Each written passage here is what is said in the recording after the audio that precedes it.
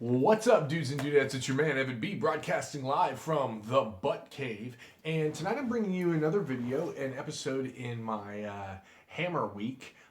This week, what I'm going to be doing is putting out a video every night of a unboxing and review of a hammer primed blaster.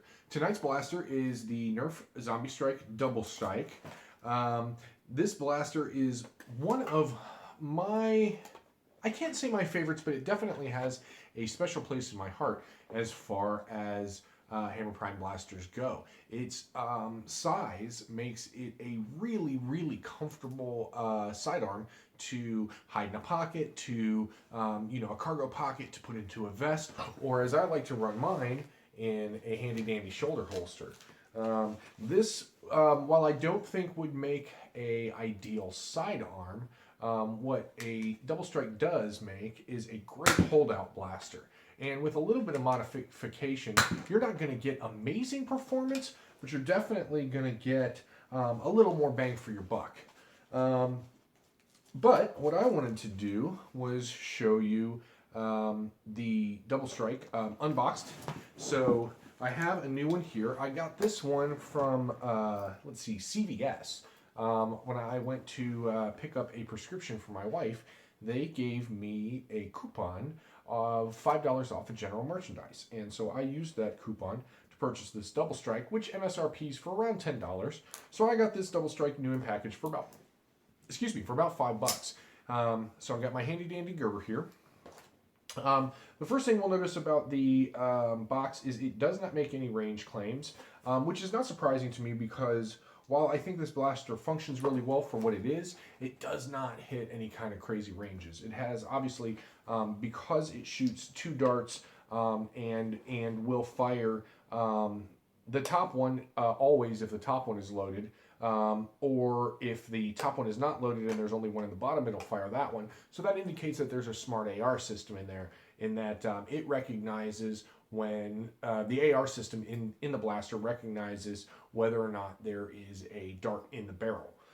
So there's pros and cons to that. I don't really want to get into the debate as to whether or not that's a good thing or a bad thing. Lots of people have different opinions on it. My opinion on the blaster is based mostly on its size and its relative ease of use and reasonable function. So what we'll go ahead and do is unbox it here. And we've got one more. It's an open face package, but it looks like instead of having like any kind of zip ties or anything, what we've got is these little like kind of paper or cloth composite ties in here. So it shouldn't be too terribly difficult to get out. Oh, looks like we have 3. And always make sure to cut away from yourself, guys, when you're opening a new blaster. I don't know why.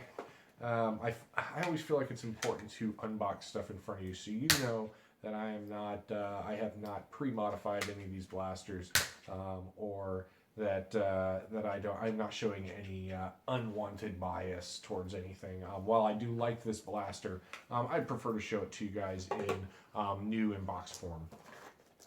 So inside we've got the blaster, and I think there's all kinds of stuff on the back here. Your normal Nerf like little storyline or Zombiestrike storyline stuff. A little ad to send you to nerf.com, and then here's instructions on how to use the blaster. Step 1, you load 2 darts. Step 2, cock the blaster. Step 3, pull trigger to fire 1 dart. You cock it again, and what it says here, repeat steps 2 and 3 to fire the second dart. There's also an advertisement for the Nerf Zombie app, which is I don't know. I've never played with it, so I don't know. We got a lot of dead space in a package to hold 2 new in-package Zombiestrike Elite darts. One of the things I really, really enjoy about this blaster is its feel. For being such a small blaster, a lot of times these kind of smaller holdout ones really don't fit my hand well. And while this one does not fit perfectly, it's not as cramped as a lot of stuff. I have an adult, kind of large hand, and aside from my pinky being maybe a little squeezed on the bottom here, well, and in fact, it really kind of almost even hangs off. Aside from that, it's a pretty comfortable blaster for me to hold. As an adult, it's really easy to reach up and get the prime While like I said, I don't think that this is going to beat out any like hammer shots or strong arms or anything as far as sidearms go. As a holdout blaster, I think it really does its job well. Like I said, I keep one in a shoulder holster. This shoulder holster right now is a Osman or Crosman. And they retail for about $10 at Walmart. So if you like the kind of the way that I'm running this loadout, you could go and do that yourself. You've also got a couple of pouches on the other side of this holster that you could potentially put a couple holdout darts in there. Okay, guys, so what we'll do is we'll take this to the butt range. We'll fire off, I think what we'll do is we'll shoot the 2 original darts. I've also got a package of Vimit 10 darts. We'll open up and fire 10 new darts through. They're pretty comparable to the Nerf Elite dart. So we'll fire 12 darts through it total, and you'll get an opportunity to see how it functions. See you at the butt range. All right, guys, so here we are at the butt range, and what I've got is our double strike and the 2 in-package Zombiestrike Elite darts. There's a random Busby dart. And also these 10, like I said, pretty comparable to Elite Vimit darts that are new in package. So we'll dump those out. And let's go ahead and unpackage these. One of the things I guess I should mention as I'm kind of doing this is this series of hammer primed blasters that I'm doing this week. I am not trying to reinvent the wheel by any means. There's been plenty of reviews done on all these blasters, save I think one that I'm going to do that's, I don't want to say it's secret, but it's definitely not something I've seen any reviews for. But what I am trying to do is showcase what I think is probably one of Nerf's most innovative functionalities. This hammer prime, this one-handed prime blaster. I feel like this has so many practical uses as far as wars go. Whether it goes from dual wielding to being able to draw and fire a blaster while your primary is kind of either off to the side or in commission, out of commission, so kind of as you are stowing one blaster, being able to draw a second is pretty cool. So let's go ahead and test out the function of this one. What we'll do is we will start with the Zombiestrike darts. And we'll take a couple shots at maybe that middle green target there. Oh man, from about 20 feet away, that's hitting really well. Let's try it with some of these Vimit knockoff darts.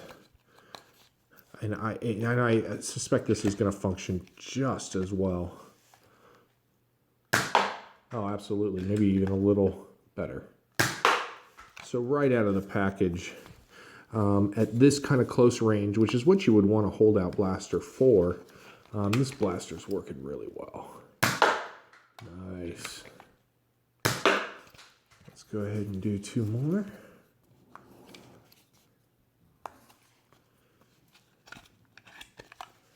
Primed.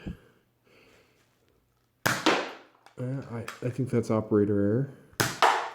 And 2 more. All right, and for the last 4 darts we have, what I think I'm going to do, let's go ahead and give it the old dual-wield ski. The one that I have in my holster right now is not a modified double strike, so it is stock. I think you'll be able to see that when we compare the 2. All right, same target.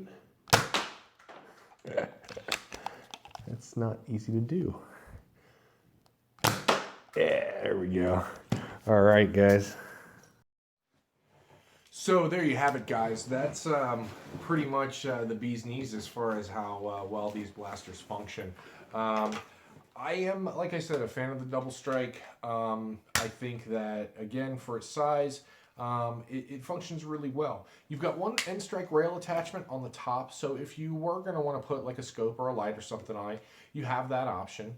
I don't see it being as much of a benefit. You know, scopes definitely are really not super important when it comes to Nerf blasters, but lights, you know, I think if I only had one flashlight attachment for a Nerf blaster, I would keep my flashlight on my primary.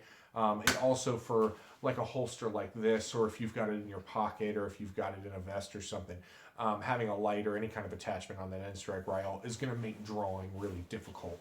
I know there's lots of modification guides out there on this that you can that'll help you with the spring situation, that will show you how to single these down to make them single shots. Me personally, I wouldn't do that because I think as far as a holdout blaster goes, having the 2 shots is better than 1. And what's the point of having single-handed function if I can't get off a couple shots, you know? That's pretty much it for the double strike. I guess I should note that this does have the plastic hand wrap on the handle, so a lot of people complain about comfortability with that, and I can understand that. I tend to not mind it as much. I don't mind it as much on the hammer shot. But that being said, I've also ordered a set of handle scales for my primary hammer shot from Hawki007, and I'll leave a link to his channel in the description. And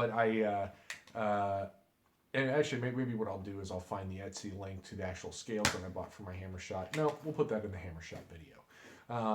But yeah, anyway, so that's my video for the double strike. Go check out Hawki007. He does all kinds of cool stuff.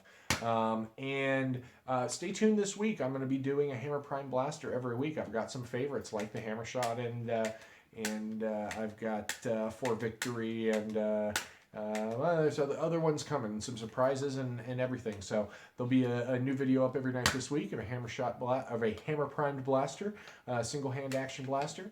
And that being said, I'm doing the Walcom thing. How many times can I say that being said in a video? But you guys have a great night. I hope everything's going excellent and you had an awesome weekend. This is Evan B saying peace and hair grease. Thank you so much for watching. Thanks for getting me over 800 subscribers, guys. Here comes 1,000. Be super nice to one another. And remember, Evan B Nerf for president. Night, guys.